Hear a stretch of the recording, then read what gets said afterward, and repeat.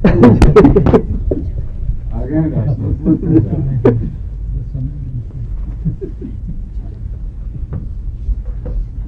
نے پتہ کیوں کہہ رہا تھا پھر کام کرنے سب کا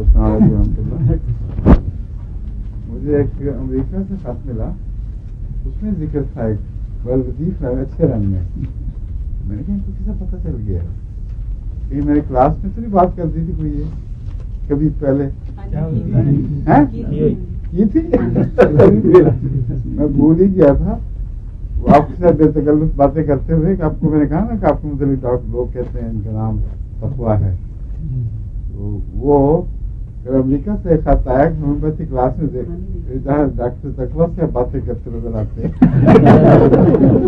آپ کا اصل نام یاد ہی نہیں ان کو،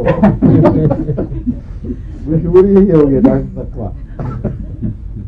اس لیے میں نے کہا تھا کہ اس کلاس میں کچھ تقویٰ کی کمی نظر آ رہی ہے. آپ آ گئے. دعا کریں کہ اللہ سما کرے. آج ہم لیگ کینائنل سے سبق شروع کریں گے نا. پھر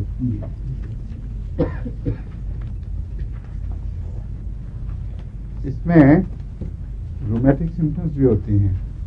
رومیٹزم یعنی وجود مفاصل بھی اور سارے بدن کے درد، مسلس کے اندر، ٹانگوں میں، بازوؤں میں، تمام جسم سے اس کے رومیٹزم کا تعلق ہے، کسی خاص حصے سے نہیں.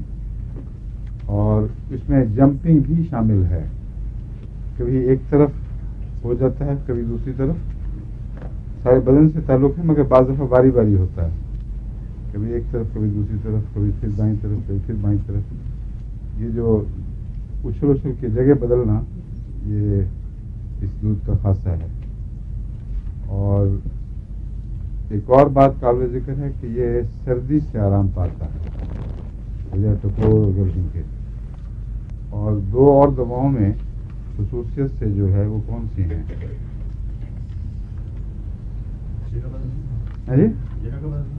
نہیں، سردی سے آرام آنا ٹھیک. اور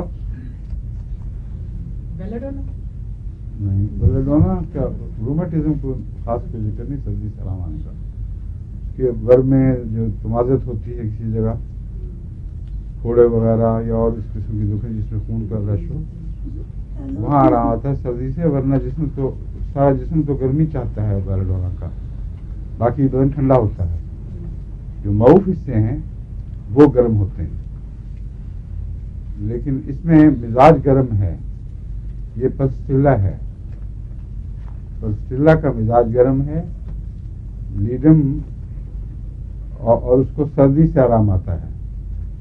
لیڈم میں مزاج گرم نہیں ہے، یعنی اوور آل پلسٹیلا کے مزاج سے نہیں ملتی، مگر اس کے رومیٹزم کو ٹھنڈی ٹکوروں سے آرام آتا ہے.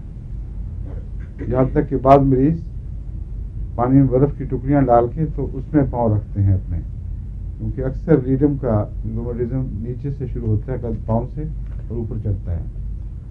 اور یہ تیسری دوا یہ ہے لیگ کینائنم، جو اس شدت میں، مزاج کی شدت میں نمایاں ہے.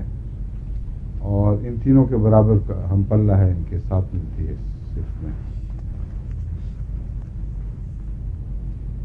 روشنی سے سینسٹیوٹی بہت سی دواؤں میں ہے، اس میں بھی ہے. شور سے دودھ ہسی، اور پڑھتے وقت آنکھوں کے سامنے ہلکی سی دھند سی ہو جانا، جیسے مسٹ سی آ گئی ہے اس سے پڑھ رہا ہے انسان. اور اس میں ایک اور علامت ہے، جیسے کافیہ میں آپ نے پڑھی تھی نا کہ دور سے کتوں کے بھونکنے کی آواز یا وہ آوازیں جو دور واقع ہیں وہ دکھائی سنائی دیتی ہیں. اس میں قریب کی آوازیں دور ہٹتی ہوئی دکھائی دیتی ہیں. یہ اس کی عجیب علامت ہے. جو آواز قریب ہوئی ہے وہ لگے گا کہ کہیں دور سے آئی ہے. اور یہ اس دوا کے علاوہ اور مجھے یاد نہیں کسی دوا میں پڑھنا.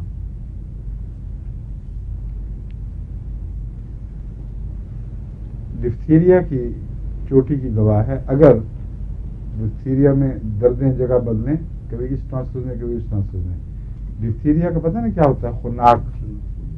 خناک کسی زمانے میں بہت عام ہوا کرتا تھا، اور ایلوپیتھک ڈاکٹرز کو طبیبوں کو بھی بڑی مشکل پڑتی تھی. اب آہستہ آہستہ اس کی جو انہوں نے ویکسین بنا لی ہے اس کی وجہ سے بہت کم رہ گیا ہے خناق. کیوں ڈاکٹر صاحب؟ جی سر. کم ہو گیا نا تقریباً, ختم ہے تقریباً ختم ہے. ہاں, لیکن تیسری دنیا میں پایا جاتا ہے ابھی بھی, غریب ممالک میں. بڑی خطرناک بیماری ہے جو گلے کے اندر لگتا ہے ایک اور گلا بن جائے گا, اور وہ جو مادہ ہے اس کا زہریلا مادہ انفیکشن کا, وہ گرے یعنی کیا کہتے ہیں گرے کو, سرمئی. ہاں, سرمئی رنگ کا اکثر وہ اندر مواد اکٹھا کرتا ہے, جس سے زبان کی اور میل آ جاتی ہے نا, اس سے تھک ایک کیک سا بن جاتا ہے گلے کے اندر, جو بالکل سانس کی نالی کو بھی بند کر دیتا ہے. نہ کچھ کھایا جا سکتا ہے, سانس تک بھی نہیں لیا جا سکتا. سانس تو نسبت آسان ہے مگر کھانا پینا بالکل بند ہو جاتا ہے. یہ خناق ہے. میرے ابا جان کو ہوا تھا. میرے ابا جان کو ہوا تھا. اچھا, واقعہ تھا. عبد القیوم. ہاں ہاں, میں جانتا ہوں. بڑی خطرناک چیز ہے, اور یہ پھیلتا بہت ہے بچوں میں تیزی سے. خناق کے متعلق یاد رکھیں کہ اگر تو اس کا مرض کا پتہ چلے کہ کہیں آیا ہے تو خناق کی بنی ہوئی دوا ہومیوپیتھک ڈپتھیرینم 200 طاقت میں دے دیں, اور اس کی اونچی طاقت بھی دی جا سکتی ہے مزید.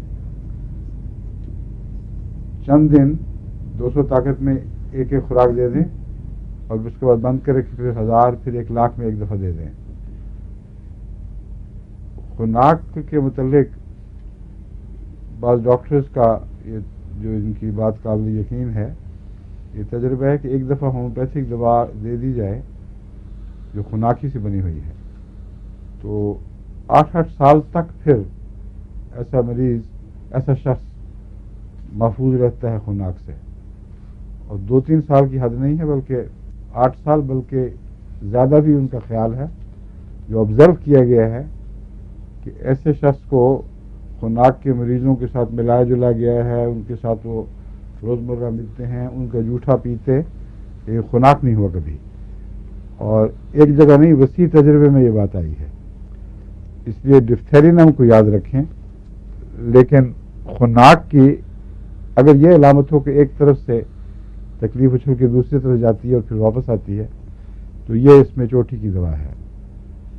اور خناق کے زہر سے بسا اوقات گلے پہ فالج ہو جاتا ہے مستقل. یعنی خناق ٹھیک بھی ہو گیا لیکن فالج رہ گیا ہے, یا بعض دفعہ آواز کا فالج, بعض دفعہ ویسے گلے کے کسی حصے میں فالج. اس کا اگر یہ علامت ہو تو اس کا علاج یہ لیک کنائنم ہے جو میں نے بتایا ہے. اور ویسے ڈاکٹرز لکھتے ہیں کہ لیک کنائنم یا لیک کنائنم اکثر اس فالج میں مفید ہے. تفصیلی علامتیں دیکھے بغیر بھی یہ کہا جا سکتا ہے کہ لیک کنائنم فائدہ مند ثابت ہوگی.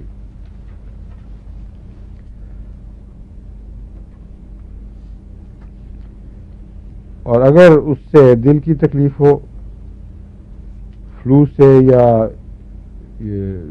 ڈفتیریا یعنی خناق سے, تو پھر کون سی دوا, پہلی دوا جو اس کا اینٹیڈوٹ ہے وہ کون سی دماغ میں آئے گی؟ نہیں, بالکل نہیں.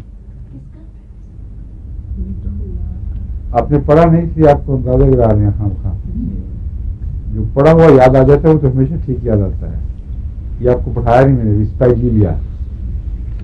اسپائجیلیا ڈپتھیرینم, ڈپتھیریا یا فلو کے ہٹنے کے بعد اگر دل پہ تکلیف ہو جائے تو پہلے اسپائجیلیا دینی چاہیے. یہ اس کا قدرتی اینٹیڈوٹ ہے. اسپائجیلیا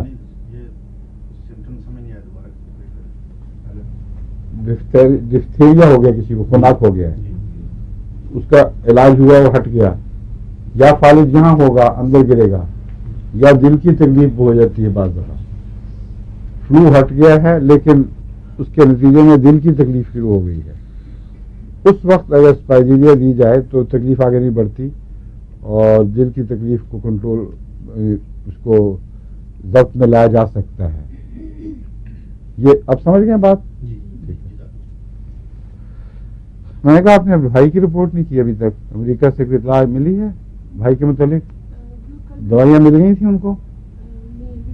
ہیں کیوں نہیں ملی؟ شیخ صاحب کی جیب بھیجی تھیں تو ان سے وصول کرنی تھی انہوں نے. وہ کتنی دور ہے؟ میامی میں ہے وہ بھائی. تو وہاں سے وہ اسپیشل ان کو کہتے ہیں ہمارے خط پہ بھیج دیں آپ، جو ہوائی جہاز کے ذریعے بھیجا جا سکتا ہے پارسل. ہوائی جہاز ویکینڈ میں بھی چلتے ہیں. کسی شیخ صاحب کی کو تو تکلیف دینا ٹھیک نہیں تھا، مگر وہاں بہت سے ایسے ہیں خود نام کو کہا جا سکتا تھا اور اپنے دوستوں واقفوں کو کہا جا سکتا تھا، فوراً دوائی پہنچ سکتی تھی. بڑی ضروری ہے، جلدی پہنچنی چاہیے. پتہ کرو پھر. ویسے طبیعت کیسی ہے؟ پہلے سے بہتر ہو رہی ہے کہ خود بخود؟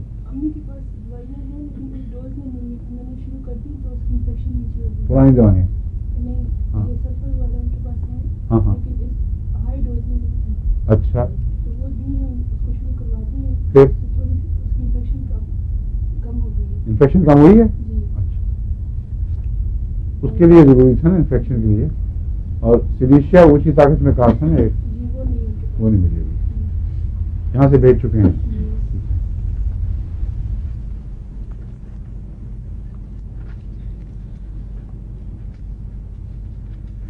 بعض مریض ہیں جن کو جب گلے کا فالج ہو جائے تو سانس کی نالی میں ضروری نہیں ہوتا، بعض دفعہ کھانے کی نالی میں ہو جاتا ہے، اس میں پھر کوئی چیز نگل نہیں سکتے. بعض لوگ صرف دودھ پی سکتے ہیں پھر. اور بعض بچوں کی یہ علامت ہوتی ہے کہ ویسے فالج کی کوئی کا پس منظر کوئی موجود نہیں، مگر صرف دودھ پیتے ہیں، کوئی ٹھوس چیز کھانے کی نگل نہیں سکتے.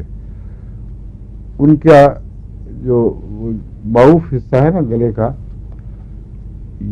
یا معروف نہیں کہنا چاہیے، وہ حصہ جو مسلز وغیرہ اس سارے نظام سے تعلق رکھتے ہیں، ان میں کوئی کمزوری ہوتی ہے غالباً، جس کی وجہ سے ٹھوس چیز کو نگلنے کے لیے جتنی طاقت چاہیے وہ نہیں ہوتی. اگر یہ وجہ ہو تو اس میں لیک کینائنم یقیناً مفید ہوتی ہے. ایک علامت اس کے علاوہ یہ بھی پائی جاتی ہے کہ صرف لیکوڈ پی سکتے ہیں، دودھ پانی ہر چیز، اور آرام سے، اور ٹھوس چیزیں ہضم نہیں نگلی نہیں جا سکتی. یہ بات دوسری دواؤں میں بھی ملتی ہے. کیوں جی؟ کونیم میں بھی ہے، ایک اور بھی ہے میرا خیال ہے کریزوٹ میں ہے یا کسی دوا میں ہے. گروتھ ہو جاتی ہے گلے میں. نہیں، یہ علامت یہ اس وقت ذہن میں نہیں آ رہا، مگر بعض دواؤں میں اور بھی ہے، لیکن وہ وجہ نہیں سمجھ آ سکتی کیوں ہے ایسا. بعض دفعہ یہ نالی تنگ ہوتی ہے اور مسل سے بھی تعلق نہیں ہوتا بلکہ نالی کی خرابی سے ہوتا ہے. ایسے مریضوں کا لمبا علاج کرنا پڑتا ہے. اس میں میں نے دیکھا ہے، میں کر چکا ہوں بعض، ان کو سلیشیا وغیرہ یہ چیزیں دینی پڑتی ہیں تاکہ جو گروتھ میں کمی رہ گئی ہے اس کی مدد ہو. کلکیریا فاس، سلیشیا، فیرم فاس وغیرہ یہ معاون بن جاتے ہیں. ٹھیک ہے، تو یہ جو دوا ہے اس کا صرف مسلس کے فالج سے تعلق ہے، یہ یاد رکھیں، دوسری کمزوریوں سے تعلق نہیں ہے اس کا.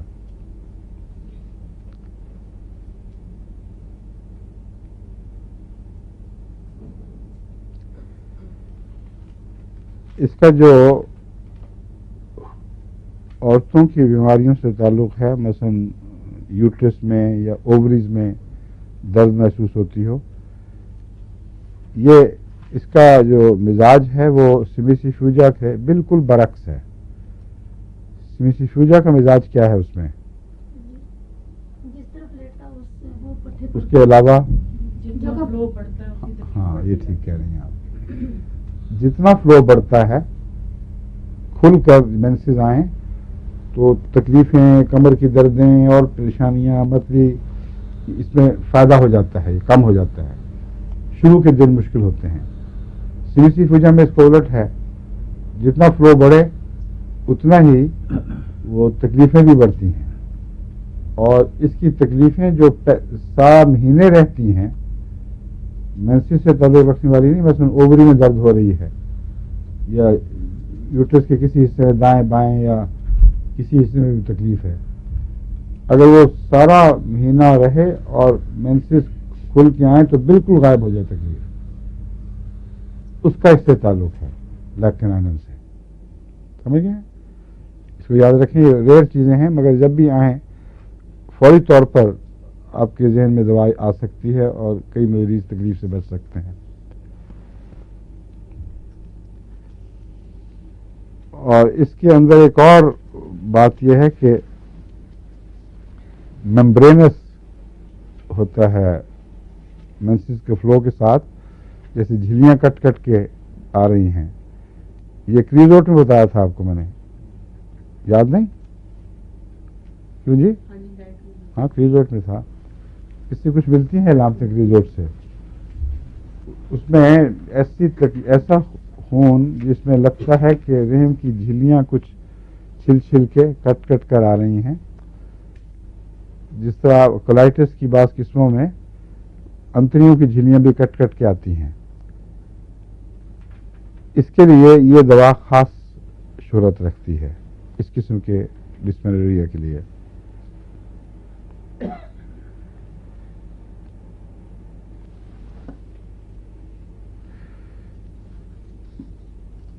दूसरी एक और बात इसकी है, गले की खराबी का मेंसेस से ताल्लुक।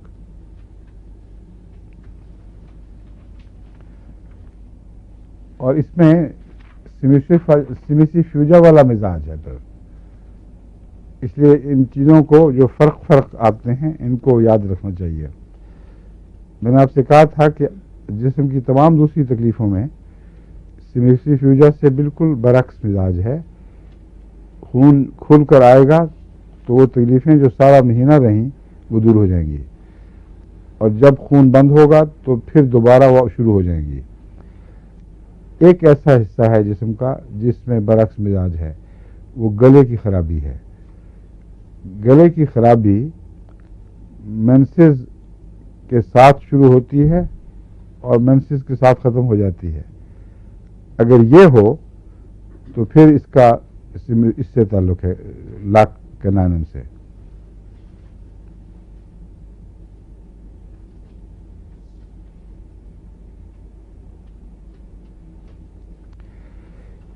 इस किस्म की अजीब व गरीब जो आते हैं या मिसालें हैं उनको ज़हन पे नक्श रखना चाहिए। अमली दुनिया में ऐसी बातें सामने आती रहती हैं, और चूँकि इन चीज़ों का किसी दुनिया के और तिब्बी निज़ाम में नोटिस नहीं लिया गया, इसलिए उनके नज़दीक ये फर्जी सी इलामतें हैं या बेमानी इलामतें हैं। उनको किसी दवाई की खबर नहीं देती ये इलामतें।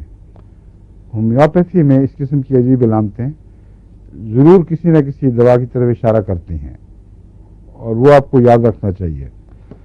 अब इसमें कैलकेरिया मैग्नीशिया कार्ब है मसलन, उसमें मेंस्ट्रुअल पीरियड शुरू होने से पहले अगर गला खराब हो तो कैलकेरिया कार्ब मैग्नीशियम कार्ब की इलामत है।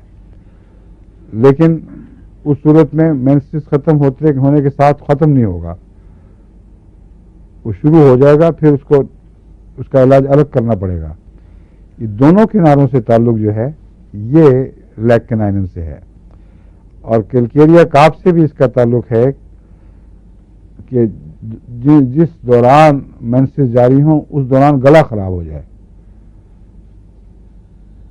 अब ये बज़ाहिर सिमिसी फ्यूजा से मिलती जुलती इलामत है कि मेंसेस फ्लो के साथ बीमारी बढ़े, मगर वो नहीं है बिल्कुल। सिमिसी फ्यूजा में वो तकलीफ़ें जिनका मेंस्ट्रुअल फ्लो से ताल्लुक है, कमर की दर्द और ऐसी चीज़ें जो मेंसेस के साथ आती हैं, वो बढ़ती जाती हैं जितना खून बढ़ता है। जब वो बंद होता है तो तकलीफ़ें भी ख़त्म हो जाती हैं। कैलकेरिया कार्ब में यह है कि गले की तकलीफ़ मेंसेस के दौरान बढ़ती जाती है, اور جتنا کھل کے فلو ہوگا گلے کی تکلیف بڑھے گی، اور جب یہ ٹھیک ہو جائے گا تو گلے کی تکلیف بھی ٹھیک ہو جائے گی۔ یہ عجیب و غریب سی علامتیں ہیں جو عملی دنیا میں دکھائی دیتی ہیں، اس لیے اگر کوئی عورت ذہین ہو ایسی جو سمجھ رہی ہو ان باتوں کو، وہ خود بتا دیتی ہے کہ میرے گلے کی خرابی میں یہ عجیب بات ہے، ورنہ بعض دفعہ اندازہ لگا کے کریت کر نکالنا پڑتا ہے۔ بعض دفعہ علاج کے وقت پتہ ہی نہیں ہوتا، بعد میں مریض بتاتا ہے۔ مجھ سے کئی دفعہ ایسا ہوا ہے کہ وہ علامت ذہن میں نہیں تھی، کسی اور بیماری کے لیے صحیح دوا دی ہے، تو مریض تعجب سے کہتا ہے کہ اس کے ساتھ مجھے یہ بھی تھا جو ٹھیک ہو گیا، اس کے ساتھ وہ بھی تھا جو ٹھیک ہو گیا۔ اس وقت پتہ چلتا ہے کہ علامتیں ہمیں یاد نہیں تھیں، مگر دوا کو تو یاد ہیں، اس لیے وہ کام کرتی ہے، ہر طرح دوسری متعلقہ چیزوں پر بھی اثر انداز ہو جاتی ہے۔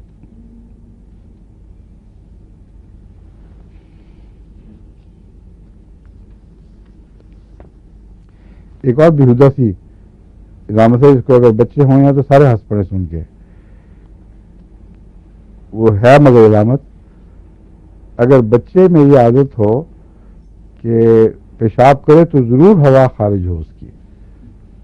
اب یہ ایسا ہے جو اس بچوں کے لیے بے اختیار کہہ کی بات ہے، سارے اس بات پہ تو ہنس ہنس کے برا حال ہو جاتا ہے بچوں کا، مگر یہ ہوتی ہے علامت، اور بچوں کے حوالے سے ہے، اس لیے اگر بڑوں میں بھی ہو تو ان کو بھی شاید یہ دوا مفید ہو۔ لیکن ایک اور علامت اس سے ملتی جلتی ہے جو رحم کی خرابی سے تعلق رکھتی ہے، اس کا ذکر سارسپریلا میں ملتا ہے۔ اس سے ملتی جلتی عادت جو عورتوں کے ساتھ تعلق رکھتی ہے، اس کا ذکر سارسپریلا پڑھیں گی آپ، اس میں آپ کو مل جائے گا، مجھے بتانے کی ضرورت نہیں۔ مگر یہاں یہ ہے کہ بچوں کی پیٹ کی خرابی پیشاب کے ساتھ ایسا تعلق رکھتی ہے، پیٹ کی خرابی نہیں، میرا خیال جو سفنکسٹر ہیں روکنے والے چھلے جن کے ذریعے ایک چیز کو آپ روکتے ہیں یا کھولتے ہیں تاکہ پیشاب خارج ہو، ان کا تعلق ہو جاتا ہے دونوں کا، سامنے اور پیچھے والوں کا، اور پیشاب خارج ہو تو ساتھ ہوا والا چھلا جو ہے وہ بھی کھل جائے گا ساتھ، اور اگر نمایاں ہو تو پھر یہ بیماری ہے جس کا علاج اس سے ہونا چاہیے، کیونکہ اس کی علامت میں ہے کہ وہ نمایاں طور پر ہوتا ہے، ایسی چیز کو آواز کے ساتھ ایسا واقعہ ہوتا ہے اور پتہ لگ جاتا ہے ماؤں کو کہ یہ خاص بات ہے اس بچے کی، عام روزہ روٹین نہیں ہے۔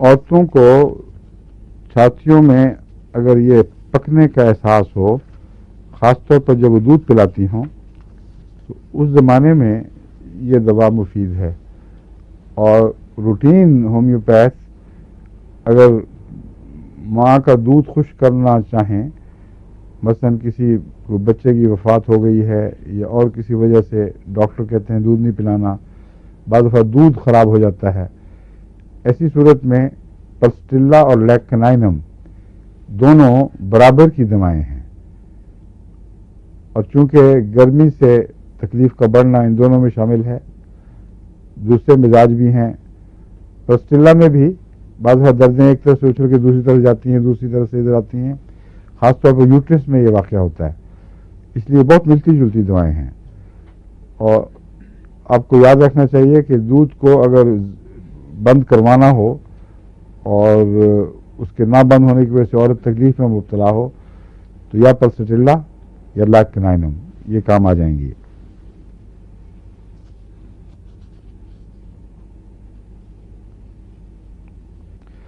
باقی وہ میں آپ کو بتا ہی چکا ہوں کہ رومٹزم میں اگر آلٹرنیشن ہو، آلٹریشن نہیں، آلٹریشن میں نہیں، تبدیلی، آلٹرنیشن ایک جگہ سے دوسری جگہ جانا اور واپس آنا، تو اس میں لکھا ہے کہ بہت ہی نمایاں علامت ہے یہ اس کی، اور کافی اچھا اثر رکھتی ہے اگر سردی سے آرام آتا ہو گرمی کی بجائے. ایک دوا ہے لیک ڈیف، یہ پڑھا چکا ہوں آپ کو، لاک ویکسینم ڈیفلوریٹم. اس کو پتہ ہے ڈیفلوریٹم انہوں نے کیوں بنا دیا ہے؟ میرے نزدیک تو بالکل بے تکی بات ہے یہ. اس کی وجہ یہ ہے کہ جتنا مرضی آپ فیٹ کو دودھ سے نکال لیں، اس کے اندر کچھ ایلیمنٹ فیٹ کا لازماً رہتا ہے جو پوٹینسی کے ساتھ پوٹنٹائز ہو جاتا ہے. تو اس لیے یہ ان ڈاکٹروں کا وہم ہے کہ بغیر فیٹ والے دودھ کی ہم نے پوٹینسی بنائی ہے. یہ تو ہو سکتا ہے کہ پتلا ہو کے پوٹینسی بنانے میں آسانی ہو، مگر یہ غلط ہے کہ اس میں فیٹ کا حصہ نہیں ہے. اس کو نچوڑ لیں ہر طرح سے. اگر ہومیوپیتھک تھیوری درست ہے تو دودھ میں فیٹ کا جز شامل رہے گا. مگر اس کا ترجمہ یہ ہے کہ عام گائے کا دودھ ویکینم یا ویکسینم ہم پڑھتے رہے ہیں، میرا خیال ہے ویکینم ہوگا، ویکسینم ہی ہے تلفظ میں. کس کا پتہ لگا؟ فرض میں نے بھی ہے. اچھی رہی. ویکسین، میں یہ کہہ رہا ہوں ویکسین اور چیز ہے، اور گائے کا تعلق ویک لفظ سے ہے. جب گائے کا کے تعلق میں ہم ویکس کہتے ہیں تو از اٹ ویکینم اور ویکسینم، دیکھ لیں گے دوبارہ. مگر آپ نے پڑھا ہے اس کو ویکسینم ہی ہے نا، جس کتاب میں لکھا ہوا تھا ہاں ویکسینم میں لکھا ہوا تھا. یہ بتا کتاب کا تھا، میں پڑھنے سے نہیں.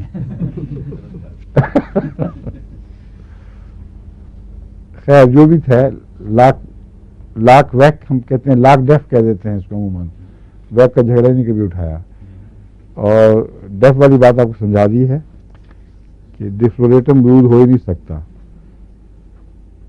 اس کے عموماً جو فائدے دیکھے گئے ہیں لاک ڈیف کے، جو میں نے اکثر استعمال کیا ہے، جن بچوں کو دودھ کی الرجی ہو،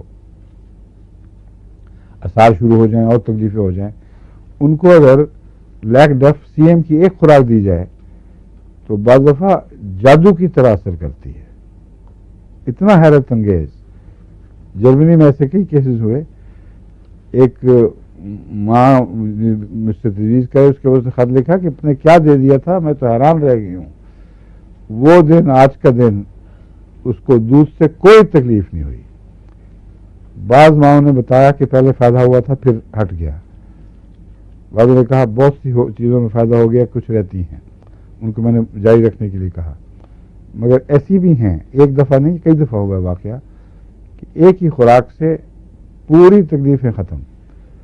اور بعض بڑوں میں بھی ہوا ہے یہ واقعہ جن کو دودھ کی الرجی تھی کہ سی ایم میں ایک خوراک دینے سے وہ الرجی دور ہو جاتی ہے. مگر اس کے علاوہ اور بھی تکلیفیں ہیں جن کا لیک سے تعلق ہے، لیک ڈیف سے، وہ میں آپ کو سناتا ہوں.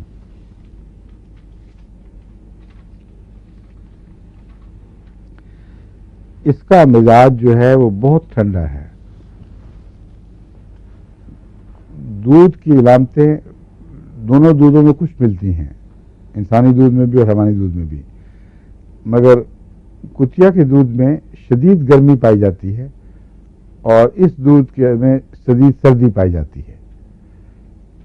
اس لیے پیشنٹ اتنا چلی ہو جاتا ہے کہ ہر چیز سے اس کو سردی لگتی ہے اور انیمک بھی ہو جاتا ہے.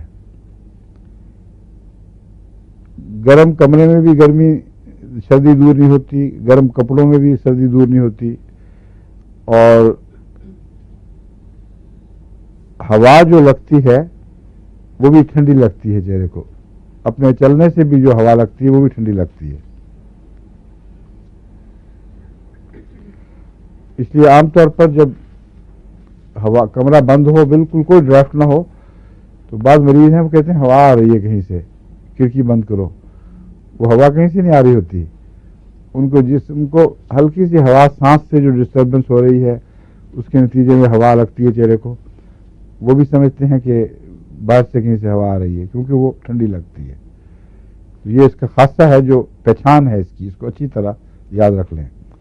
لیک ڈیف اور سردی، شدید سردی جو اس سے مختلف ہے جو آپ کو آرنیکا یا لیکسز سورائنم وغیرہ میں ملتی ہے، اس میں سر گرم اور باقی چیزیں اور الگ الگ پہچانے ہیں، پتہ لگ جاتا ہے اس میں فرق نمایاں ہے.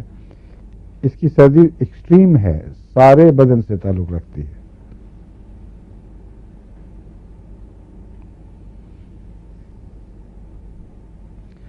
اور دوسری مصیبت یہ کہ بھیگے ہوئے موسم سے بھی تکلیفیں بڑھتی ہیں.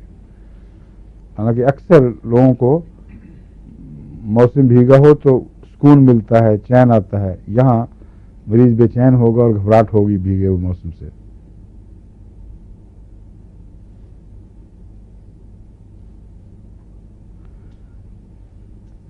اس میں بھی رومیٹزم ہے، دردیں ہیں، لیکن اس کی رومیٹک تکلیفیں سر سے زیادہ تعلق رکھتی ہیں. یعنی سر میں جو درد ہے وہ کسی وقتی زہریلے مادے کے نتیجے میں نہیں ہوا کرتی، مثلا معدے کی خرابی اور کسی وجہ سے انفیکشن ہے، اس کی ٹاکسین ہے، بلکہ اس کا تعلق رومیٹک ہے، رومیٹزم سے ہے. رومیٹزم کا مطلب ہے اس کے اندر ایسے مادے خون میں ہیں جن کی وجہ سے جوڑوں مسلز میں ہڈیوں میں درد محسوس ہوتا ہے، اور وہ خاص درد ہے جو رومیٹک درد ہوتا ہے، پہچانا جاتا ہے. اس کا رومیٹک درد سر میں زیادہ ہوتا ہے اور دوسری بھی رومیٹک تکلیفیں سر میں محسوس ہوتے ہیں.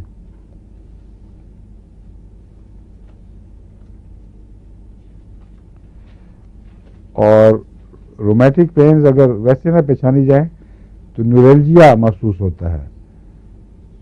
یہ جو نروز ہیں یہاں، سر سے مراد صرف سر نہیں بلکہ چہرہ، یہ پورا اوپر کا حصہ ہے. یا نیورلجیاز ہوں، سر کے اوپر نیورلجیا ہو جائے، یعنی جو اعصابی ریشے ہیں ان میں کونتے ہوئے درد ہوں، تو اگر مریض ٹھنڈا ہو بہت تو اس کو ضرور یاد رکھیں، لیک ڈیف کو.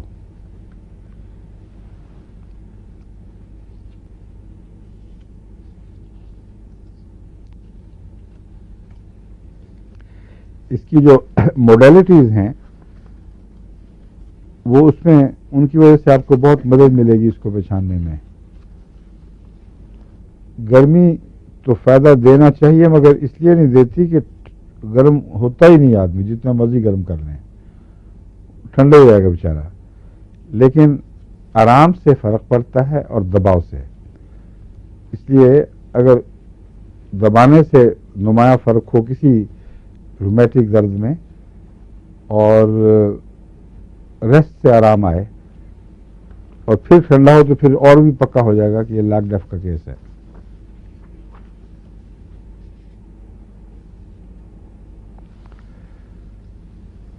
جلد کی سینسٹیوٹی آپ کو میں نے بتائی ہے بار بار. جلد کی زود حسی وہ کن کن چیزوں میں بتائی ہے؟ کسی کو یاد ہے؟ ایک آدمی پہلے لیتا ہے، آپ بتائیں. کونیم اور لیکسز اور لیکرائنم. ٹھیک ہے، اس میں بھی ہے لیک ڈیف میں. اسی لیکرائنم کو انتظار کر رہا تھا، مگر اس کی جو تکلیف ہے لیکرائنم کی وہ دردوں وردوں کے احساس سے تعلق رکھتی ہے. اس کی اسکن کی سینسٹیوٹی صرف ٹیمپریچر سے تعلق رکھتی ہے. سردی کے معاملے میں جلد بہت زود ہے، جسم کے کسی حصے میں بھی ہلکی سے سرد ہوا لگے تو بہت نمایاں تکلیف محسوس کرتا ہے مریض. تو یہ جو جلد کی زود حسی ہے اس کا درد سے زیادہ اس سے تعلق ہے سردی کے احساس سے.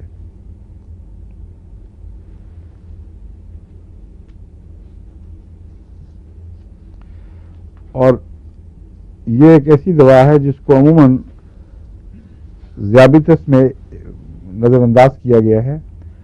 حالانکہ اگر یہ علامتیں ہوں کسی مریض میں اور ذیابیطس بھی ہو تو یہ وہ دوا ہے جو کیوریٹو ہے.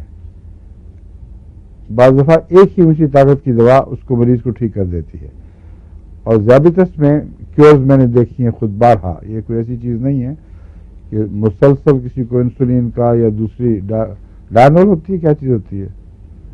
ہاں ڈونیل اور بھی بہت سی ہیں. ان دواؤں کا محتاج رکھنا ضروری نہیں ہے. ہومیوپیتھک علاج سے کچھ عرصہ بعض دواؤں کو لمبا دینا پڑتا ہے، مگر مرض غائب ہو جاتا ہے اور اس میں کسی انسولین کی ضرورت نہیں پڑتی. مگر بعض دوائیں ایسی ہیں جو تھوڑی دیر کھلانے سے بھی مرض کو ہمیشہ کے لیے غائب دفع کر دیتی ہیں، اگر ان کا پینکریاز میں بھی جان باقی ہو. یہ ان میں سے ہے. اگر دودھ کی باقی علامتیں موجود ہوں جو بتائی گئی ہیں تو اونچی طاقت میں ایک خوراک ڈائبٹیز کو مستقل کیور کر سکتی ہے اللہ کے فضل کے ساتھ.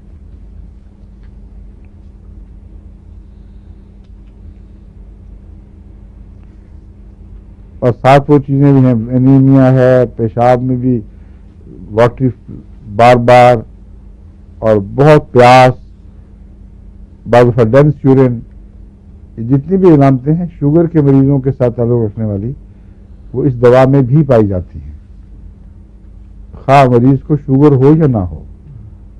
مگر شوگر کی جو عمومی تکلیفیں ہیں وہ اس دوا میں پائی جاتی ہیں. یہی وجہ ہے کہ جب دوسری علامتیں پائی جائیں تو ان تکلیفوں کو بھی یہ دور کر دیتی ہے، کیونکہ ہومیوپیتھک دوا تو کمپلیکس بیماریوں کا جو ہے اس کے ساتھ تعلق رکھتی ہے. اگر بنیادی علامتیں ہیں تو اس کمپلیکس سے تعلق رکھنے والی باقی سب علامتیں بھی غائب ہوں گی. اس میں جو بیماری علامتیں ہیں ان کا ایک گروپ علامتوں کا ٹپیکل ذیابیطس کے مریضوں کی علامتوں کا گروپ ہے. بس اگر باقی ہوں تو پھر یہ دور ہوگا. محض اس کی بنا پر آپ ان کو جتنا مرضی لاک ڈیف کھلائیں کوئی فرق نہیں پڑے گا. مریض لاک ڈیف کا ہو صحیح، پھر یہ تمام علامتیں از خود غائب ہوں گی.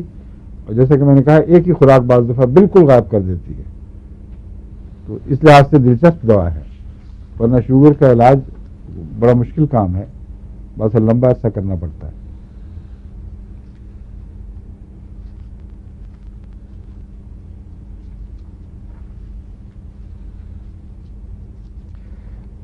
وہ سارے مریض جن کو دودھ سے نفرت ہو یا دودھ سے تکلیفیں بڑھتی ہوں، متلی ہو، قے ہو، سر درد ہو،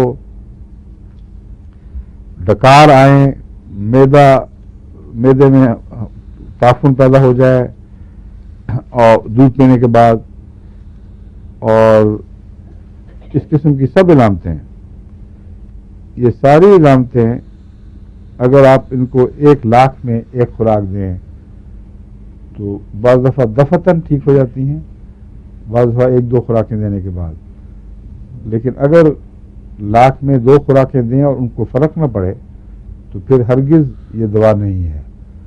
پھر کوئی اور وجوہات ہوں گی، پھر اس دوا کے پیچھے نہ پڑیں. اس نے کام کرنا ہو تو دکھا کے کرتی ہے، بتا کے کرتی ہے، نہ کرنا ہو تو بالکل غائب رہے گی. اس لیے اوور ڈوزنگ اونچی طاقت میں خطرناک ہوتی ہے. اس کو پیچھے پڑنے کی بجائے پہلی دوسری خوراک پھر چھوڑ دیں اگر فائدہ نہ ہو. یہ سی ایم کی طاقت میں اگر پوٹینسی میں دیں 2 خوراکیں، کتنا وقفہ عام طور پہ ہونا چاہیے؟ یہ تو اگر تو یہ پہلی دوا سے فائدہ ہو گیا ہے پہلی خوراک سے اور علامتیں جلدی واپس آ گئی، جس وقت وہ واپس آ رہی ہوں اس وقت ایک اور خوراک دے دیں. اور اگر آپ کو یہ شک ہو کہ کچھ رسپانس نہیں ہوئی اور شاید ایک اور خوراک سے فرق پڑے تو پھر میں ہفتے کے بعد بھی سی ایم دے دیتا ہوں ٹیسٹ کرنے کے لیے کہ ہو سکتا ہے پہلی دوا ایسی طرح سے کھائی گئی ہو، اس میں کوئی ایسی غذا ساتھ کھائی گئی ہو جس نے اس کا اثر نہ ہونے دیا ہو. تو 1 ہفتے کے بعد دوبارہ اگر فائدہ نہ ہو تو اس 2 خوراکوں سے نقصان بھی نہیں ہوتا، لیکن پھر چھوڑ دینا چاہیے. اور بعض دفعہ دوسرے ہفتے دینے سے اثرات ظاہر ہو جاتے ہیں. سمجھیں کہ پہلی دوا نے پوری طرح جگایا نہیں تھا جسم کو، دوسری خوراک نے اس میں مدد کی ہے.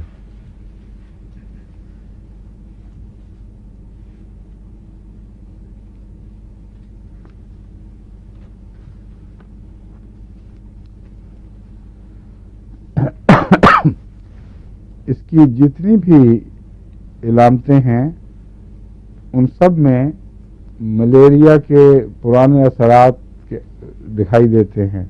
انیمیا ہو جاتا ہے، ڈراپسیز ہیں، شوگر کی علامتیں یعنی ذیابیطس کی علامتوں کے اثرات دکھائی دیتے ہیں، دل کمزور ہو جاتا ہے. ان سب علامتوں کو الگ الگ یاد رکھنے کی بجائے سیدھی بات یہ یاد رکھیں کہ اس کا مزاج جو ہے سخت سرد ہے اور اس کے پیشنٹس کی جو علامتیں ہیں کہ مرض میں، ہر مرض میں جلد کی زود حسی سردی سے اور عموماً دودھ کے ہضم ہونے میں دقت یا دودھ سے نفرت یا دودھ پینے پر معدے کی کوئی خرابی، یہ علامتیں اکٹھی ہو جائیں تو پھر دل کی تکلیف ہو یا ملیریا کے اثرات معلوم ہوں یا ذیابیطس کے، ان میں اس بات کا بھاری امکان پیدا ہو جاتا ہے کہ یہ اونچی طاقت میں ان کے لیے بھی مفید ہوگی. دل کے متعلق میں آپ کو بتا دوں کہ آج تک مجھے ذاتی تجربہ نہیں ہوا اس کا کہ دل کی کمزوری کی بنا پر ان باتوں کی تلاش کر کے لاک ڈیف دیا ہو، لیکن اس لیے میں یہ نہیں کہہ سکتا کہ اونچی طاقت میں دینا مفید ہوگا یا چھوٹی طاقت میں. چونکہ یہ دل کا معاملہ ہے اس لیے بہتر ہے کہ احتیاط سے پہلے چھوٹی طاقت میں دیں اس کو. 30 میں تو بہت چھوٹا ہے، 200 سے شروع کر کے دیکھیں، اگر فائدہ ہو اور پھر ریپیٹ کریں، پھر 1000 میں پھر دہرائیں تو بعد میں پھر 1 لاکھ دیا جا سکتا ہے. کیونکہ دل کو نسبتاً آہستہ آہستہ آرام آتا ہے. دل کے جو اجزاء جن سے بنا ہوا ہے دل، وہ ان میں تیز دوا ایک دم ٹھیک نہیں کیا کرتی. اس لیے میرا خیال ہے، چونکہ مجھے تجربہ نہیں ہے، مگر اگر میں نے شروع کرنا ہو تو میں اسی طرح کروں گا کہ لیک ڈیف کو چھوٹی طاقتوں میں دل کے لیے استعمال کروں.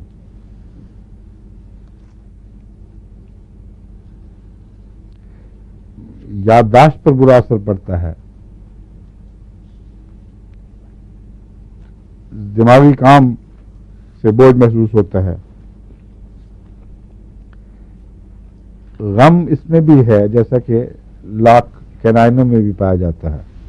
میں بتایا تھا آپ کو کہ لیک کینائن کا مریض کو بعض دفعہ گہرے غم کے دورے پڑتے ہیں، اس میں بھی ہے. یاد رکھیں اس کو اچھی طرح. لیک اس کا دودھ سے کوئی تعلق معلوم ہو رہا ہے کیونکہ دونوں چیزوں میں یہ مشترک بات ہے.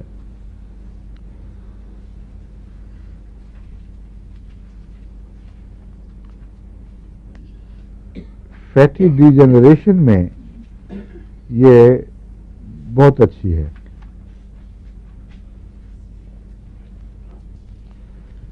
فیٹی ڈی جنریشن خواہ دل کی ہو یا جگر کی ہو، عموماً یہ شرابیوں کی سزا ہے.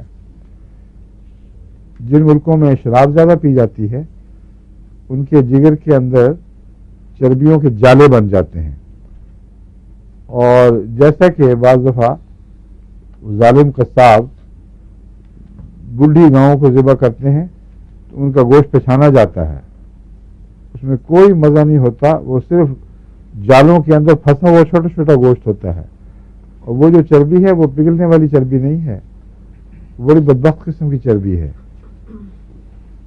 گوشت جتنا مرضی گلائیں گوشت گل سڑ جائے گا مگر چربی نہیں پگھلے گی، وہ جالا قائم رہتا ہے. اس کا نام ہے فیٹی ڈی جنریشن. یہ عمر کے ساتھ بالعموم آہستہ آہستہ ظاہر ہونے لگتی ہے. چھوٹے گوشت اور چھوٹی عمر کے بکرے کے گوشت، بڑی عمر کے بکرے کے گوشت میں یہ فرق ہے جس کی وجہ سے مزہ میں بہت تبدیلی واقع ہوتی ہے. لیکن اگر بیماری کے طور پر جگر اور دل اس سے متاثر ہو جائیں اس بیماری سے تو اس کو کہتے ہیں fatty degeneration of liver and heart. دل اور جگر کی چربی کی بیماری، ان پہ چربی چڑھ رہی ہے اور ڈی جنریٹ کر رہے ہیں. جہاں جگر میں فیٹی ڈی جنریشن ہو اتنا حصہ عملاً معاف ہو جاتا ہے، اور وہ دوائیں جو وہاں بننی ہیں وہ نسبتاً کم بنتی ہیں، اس لیے سارے جسم پر اس کا بہت برا اثر پڑتا ہے، اور یہ ہے خاص شرابیوں کی دوا۔ اس لیک ڈیف میں بھی وہ کہتے ہیں فیٹی ڈی جنریشن شامل ہے۔ اس سے پتہ چلتا ہے کہ لیک ڈیف جھوٹا نام رکھا ہوا ہے، اس کے اندر فیٹ ہے تو اس فیٹ کو کیور کرتی ہے۔ فیٹ بہت ہائی پوٹینٹائز ہے اس کے اندر، تو اس لیے فیٹ کے کھانے سے بھی یہ چیزیں ہو جاتی ہیں۔ جو بہت زیادہ چربی کھاتے ہیں ان کو بھی fatty degeneration of liver and heart ہو جاتی ہے چھوٹی عمر میں بھی۔ تو اس کی علامتیں یاد رکھیں۔ دودھ ہضم نہ ہو سکنا، دودھ پینے سے کسی کو خرابیاں زیادہ ہوں، اور ایسے مریضوں میں اگر دل کی کمزوری ہو، جگر کی کمزوری ہو تو لیک ڈیف کام کر سکتی ہے۔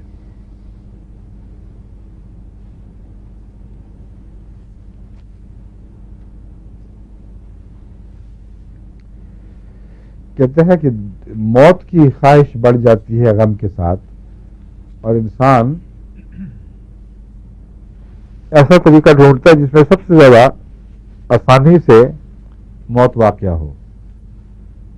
اس لیے ایسا مریض وائلنٹ نہیں ہوتا، اس کی اداسی جو ہے اس میں نرمی پائی جاتی ہے، بس اللہ کا مزاج ہے، اس لیے وہ اپنے لیے موت بھی آسان ڈھونڈتا ہے، میں کس طریقے سے مروں کہ زیادہ تکلیف نہ ہو۔ مگر آج تک جن خودکشی کرنے والوں نے بھی یہ تصور باندھا ہے کہ سب سے اچھا طریقہ مرنے کا کیا ہے، اس میں ایک شاعر ہے، اس نے سب سے اچھا طریقہ دریافت کیا ہے۔ وہ کون ہے اور وہ کس طرح کیا طریقہ تھا، کسی کو پتہ ہے؟ کوئی یہاں غالب کا ماہر بھی ہے کہ نہیں؟ اب بتائیں، ابھی بھی نہیں ہنٹ لیا کسی نے؟ کیوں فائدہ تمہیں بھی نہیں یاد؟ ایسا عجیب سوچا ہے اس نے خودکشی کا طریقہ کہ ساری دنیا کے لٹریچر میں اس کی مثال نہیں ہے۔ وہ کہتا ہے ڈھونڈے ہے اس مغنی آتش نفس کو جی، دل ڈھونڈ رہا ہے ایسے مغنی کو جس کی آواز میں ایسا سوز ہو، جس کی صدا ہو جلوہ برق قضا مجھے، کہ جس کی آواز میں یوں ہو جیسے قضا کی بجلی چمک اٹھی ہے اور اس کے سوچ سے میں جل کے مر گیا ہوں۔ تو مرنے کا کیسا عمدہ طریقہ ہے کہ نغموں سے مر جائے آدمی، اس سے زیادہ دلچسپ رومانٹک موت ہو نہیں سکتی۔ تو غالب بھی کبھی کبھی پڑھ لیا کریں آپ۔ جو مجھے پسند ہے اس لیے نہیں کہ اس کی نظمیں ویسے پڑھے تو بڑا مزہ آ رہا ہوگا، اس کی نظموں میں کوئی نہ کوئی شعر ایسے ہیں کہیں نہ کہیں پڑے ہوئے جو موقع پہ کام آتے ہیں، اور موقع پر یاد آنے کے لیے غالب سے زیادہ اور کوئی کلام مفید کارگر نہیں ہے۔ فارسی میں ہیں بعض اور شعراء، لیکن اردو میں تو غالب سے بڑھ کر موقع پہ کام آنے والا شعر یاد اور شاید نہیں ہے۔ عام پڑھتے وقت جن شعروں کو آپ چھوڑ دیں گے کوئی مزہ نہیں آیا، کوئی نہ کوئی زندگی میں ایسا واقعہ ہو جائے گا کہ اس وقت وہ غالب کا شعر کام آئے گا۔ سیاست میں بھی کام آ جاتا ہے۔ ہمارے نواب بہادر یار جنگ جو حیدرآباد دکن میں بڑے مشہور گزرے ہیں، مسلم لیگی، اور قائد اعظم سے بھی ان کے تعلقات تھے، ان کو یہ غالب کا بڑا جنون تھا، اور وہ کہا کرتے تھے کہ غالب ہر موقع پر کام آ جاتا ہے، اس کا شعر زندگی کی کسی نہ کسی حالت سے تعلق ضرور رکھتا ہے۔ تو کسی نے کہا سیاست میں بھی کام آ جاتا ہے، انہوں نے کہا ہاں۔ اس کی مثال دی کہ قائد اعظم سے جب میری گفتگو ہو رہی تھی کہ میں کہہ رہا تھا کہ دیکھیں ہم مسلم لیگی ہیں، ہم چاہتے ہیں پاکستان سے الحاق، لیکن حالات ایسے مجبوری کے ہیں کہ ہمارے چاروں طرف ہندوستان کا گھیرا ہے، سمندر سے جو ہمارا رابطہ نہیں، پاکستان سے ہم کوسوں دور ہیں۔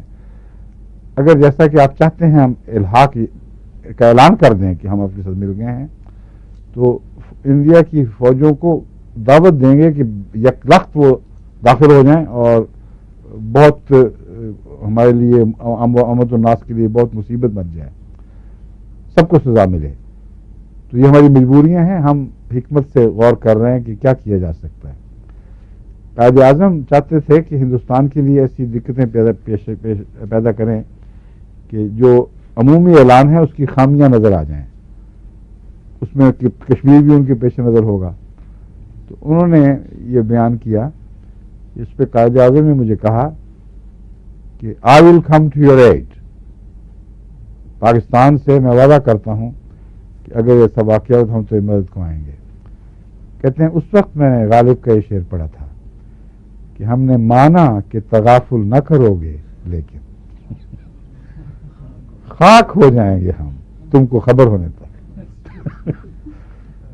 مان لیا کہ تم بالکل غفلت نہیں، جانتے ہیں آپ سچے آدمی ہیں، مگر ہم تو خاک ہو چکے ہوں گے پیشتے اس کے کہ آپ کو خبر ہو. بینے یہی ہوا جب ہندوستان کو شک پڑا کہ یہ ایسی حرکتیں ہو رہی ہیں تو اچانک اس کی فوجیں حیدرآباد میں اس تیزی سے داخل ہوئی ہیں کہ پاکستان اگر کچھ کرنا چاہتا بھی عمل تو کمزور تھا، کچھ کر نہیں سکتا تھا. تو اس لیے غالب کے شعر بیماریوں میں بھی کام آ جاتے ہیں اور آئیڈیاز بھی بڑے غضب کے ہیں. خودکشی تو حرام ہے، کسی کو یہ نہ سوچے، لیکن یہ خودکشی غالباً حلال کے قریب تر ہے. یہ کسی نغمے کی سوچ سے کوئی آدمی مر جائے. ٹھیک ہے. اس میں یہ مریض ہے غالباً لیک ڈیفلیٹر کا مریض تھا. وہ ڈھونڈ رہا تھا ایسا رستہ کہ نہایت آرام سے لطف کے ساتھ جان دوں، مگر کوئی ایسا مغنی ملا نہیں اس کو.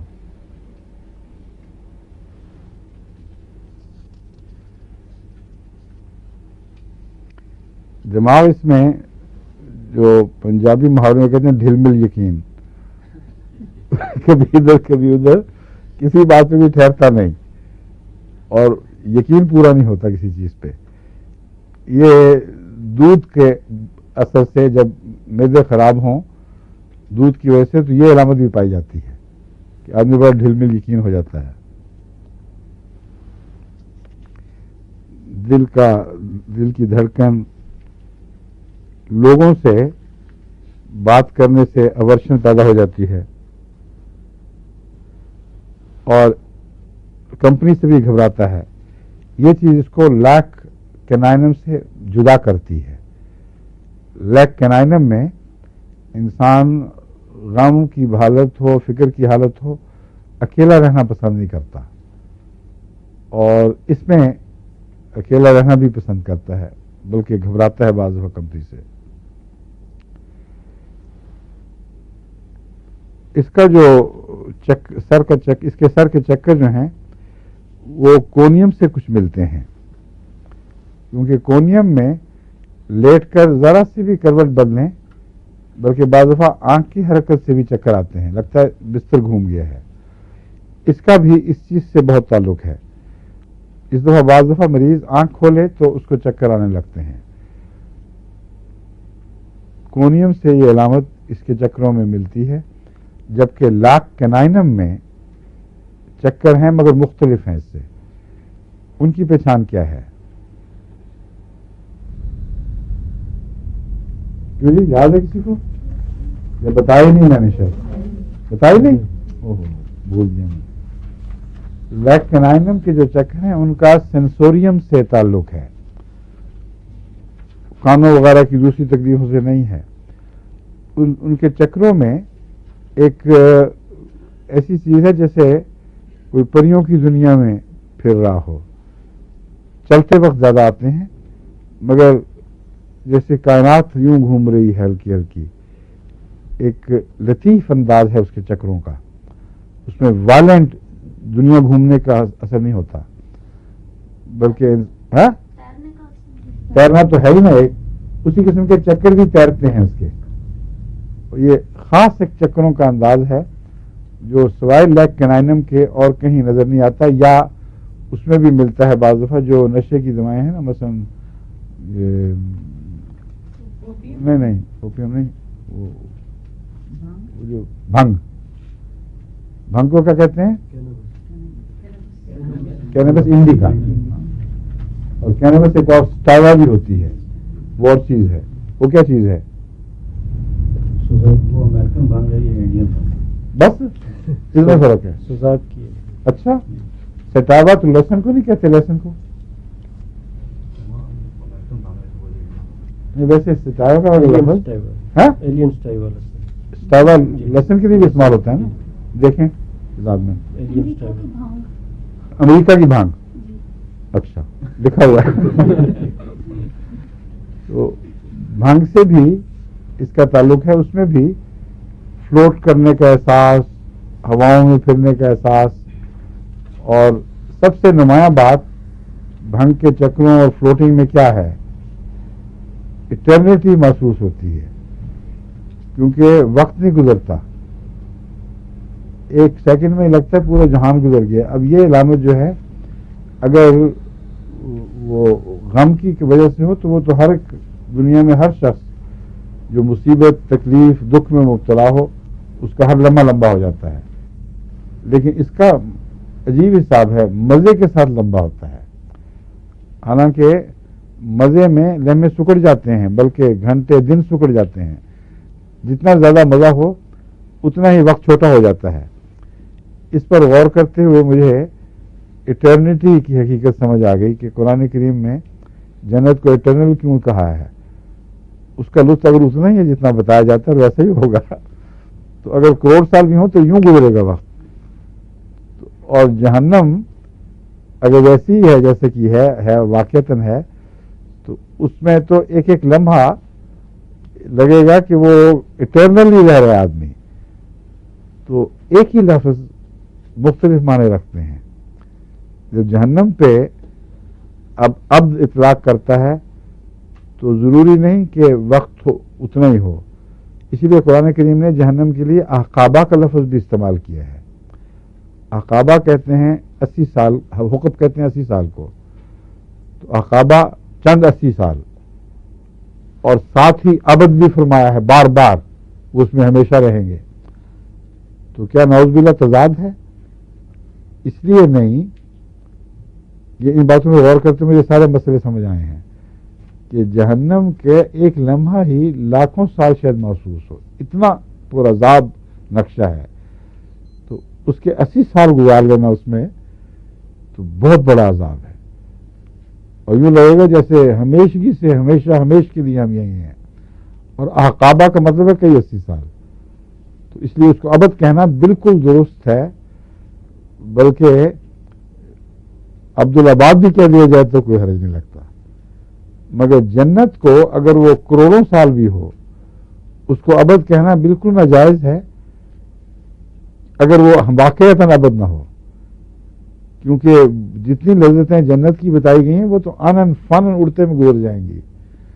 تو پھر آدمی کہے گا بس اتنی سی بات تھی. اس لیے یہ فرق ہے. وہ جو ہے نا بھنگ کا جنتی، وہ ایک متضاد چیز ہے. یہ چیزیں بتاتا ہوں تاکہ آپ کو یاد رہیں پکی طرح. بھنگی جنتی وہ مزے آ رہے ہیں لیکن وہ ہٹ ہی نہیں رہے. ایک منٹ میں ہی وہ کہتا ہے میں سارے فلک کی سیر کر لی ہے، اور سارا دن اس کا بڑا لمبا گزرتا ہے. مگر اس میں ایک انصاف پایا جاتا ہے، تکلیف میں بھی اور اس کے خوشی میں بھی.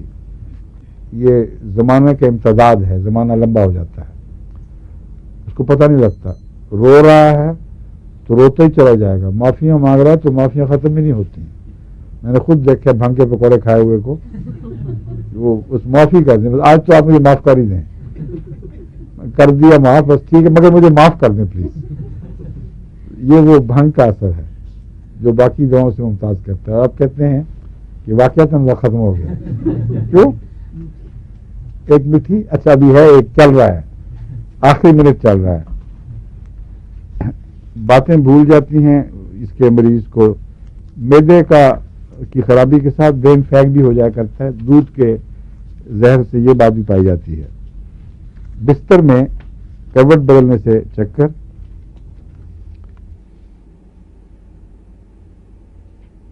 ایک اس میں ہے کہ جب ہاتھوں کو انسان اونچا کرتا ہے تو اس میں چکر آتے ہیں خاص طور پر.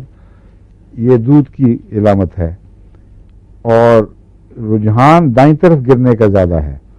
اب چونکہ وقت ختم ہو گیا ہے اس لیے باقی انشاءاللہ پھر، لیکن دن بدن لگ رہا ہے کہ بہت چھوٹا وقت ہے کلاس کا، نہیں؟ اور 2 دن پتہ بھی نہیں لگتا، آنن فانن گزر جاتے ہیں، کوئی علاج نہیں ہے اس کا. اگلی کلاس آئے گی وہ بھی پھر لگے گا کہ وہ بھی جلدی گزر گئی ہے. اچھا، السلام علیکم، خدا حافظ.